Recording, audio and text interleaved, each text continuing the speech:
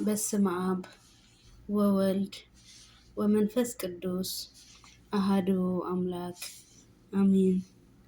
ብስም ስላሴ አምነን ተማሕፂነን ሓንቲ መዝሙር ክዝምር እየ።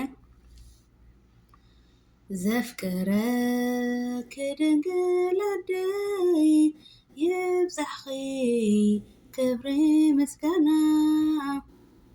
ውዳሴ ኸሳይሓድግን ማርያመየ ኣለኹ ገና። ዘፍቅረኪ ድንግል ኣደይ ይብዛሕኺ ክብሪ ምስጋና ውዳሴ ኸሳይሓድግን ማርያመየ ኣለኹ ገና። ትብዓት ኣለዎ ቃለይ ንኽብርኺ ክዝምር ምሳይ ኣሎ ገብርኤል ናይ ሓሳበይ ምስክር። ኣንቲ ምልዕተ ጸጋ ደስ ይበልኪ ድንግለይ ብቓል መልአከ በስር እዝኒ ዓለም ክሰምዓለይ። ኣማን ብኣማን መልአክ ሰማይ ዝሓለዎ ከኽብረኪ እዩ ጽኑዕ መንፈስ ዘለዎ ጽኑዕ መንፈስ ዘለዎ። ዘፍቅረኪ ድንግል ኣደይ ይብዛሕኺ ክብሪ ምስጋና ውዳሴ ኸሳይሓድግን ማርያመየ ኣለኹ ገና።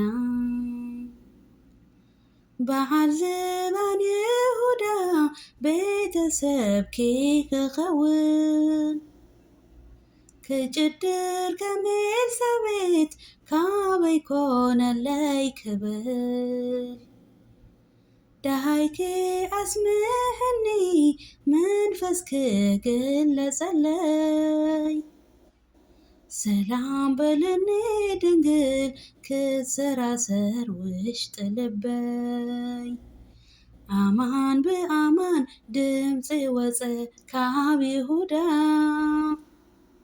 መንፈስ ተገልጸ ብናይ ድንግል ሰላምታ ብናይ ድንግል ሰላምታ።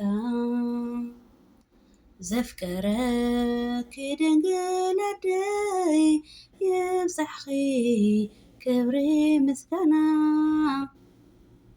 ውዳሴ ኸሳይሓድግን ማርያመየ ኣለኹ ገና።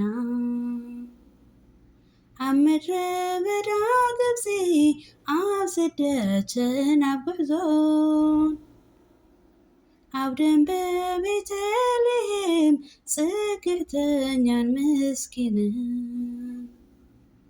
ኣብ ቀራንዮ ጎልጎታ ኩናት ዝሰንጠቐኪ ይገርመነሎ ኣነስ ከስተንትኖ ንገድለኺ። ኣማን ብኣማን ምድራዊ ኮነን ክብርኺ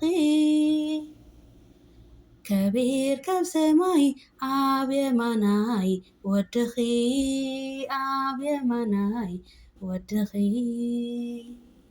ዘፍቅረኪ ድንግል ኣደይ ይብዛሕኺ ክብሪ ምስጋና ውዳሴ ኸሳይሓድግን ማርያመየ ኣለኹ ገና። ኣምላኽ ምሳና ኮነ ከድሕነና ብዋጋ ካብ ነፍሲ ኸወሲዱ ካብ ስጋ ኸውን ስጋ ብፍቓድ መለኮቱ ንድሕነተይ ዝመጸ ኣማኑኤል ኣዶናይ ካባኺዩ ዝተወልደ። ኣማን ብኣማን ነታ ምድሓን ዝፈለጣ ከኽብረኪ እዩ ዝኣመነ ብጎይታ ዝኣመነ ብጎይታ